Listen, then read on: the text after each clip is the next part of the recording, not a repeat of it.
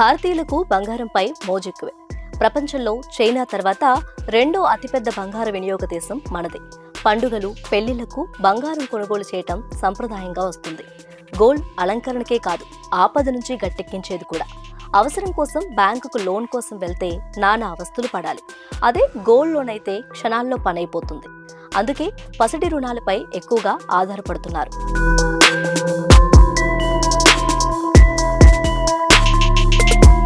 మనకు అత్యవసరంగా డబ్బు కావాల్సి వస్తే వెంటనే బ్యాంకుకు వెళ్లి బంగారం తాకట్టు పెట్టి నగదు తీసుకొని అవసరాలను తీర్చుకుంటాం.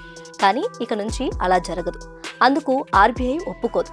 డబ్బు తీసుకుంటే అది ఎందుకోసం, దేని వినియోగం తీసుకుంటున్నామో తెలపాలన్న నిబంధన తీసుకురానుంది.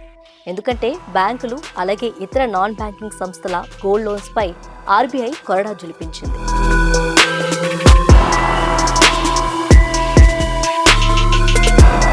ఇతర లోన్స్ తో పోల్చితే గోల్డ్ లోన్ కు తక్కువ పేపర్ వర్క్, వేగంగా డబ్బు పొందవచ్చు.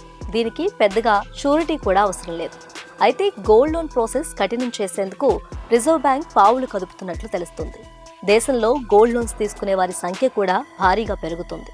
ముఖ్యంగా గత ఏడాది సెప్టెంబర్ నుంచి బంగారం ధర పెరగడంతో చాలా మంది నగలు, ఆభరణాలు తాకట్టు పెట్టి లోన్స్ తీసుకుంటున్నారు.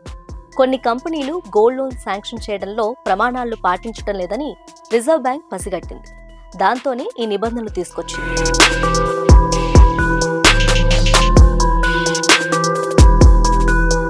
రుణగ్రహీత నిధులను ఎందుకోసం ఖర్చు చేయనున్నారనే విషయంపైన కన్నేసి ఉంచాలని బ్యాంకులను ఆర్బీఐ ఆదేశించనుంది.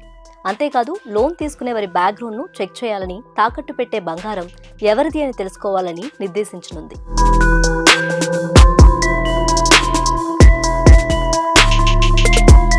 బంగారం రుణాల వ్యాపారంలో అనైతిక వ్యవహారాలకు చెక్ పెట్టడంతో పాటు ఆర్థిక వ్యవస్థ స్థిరత్వానికి భంగం కలగకుండా చూడటమే ఆర్బీఐ ఉద్దేశంగా ఉన్నట్లు తెలుస్తోంది.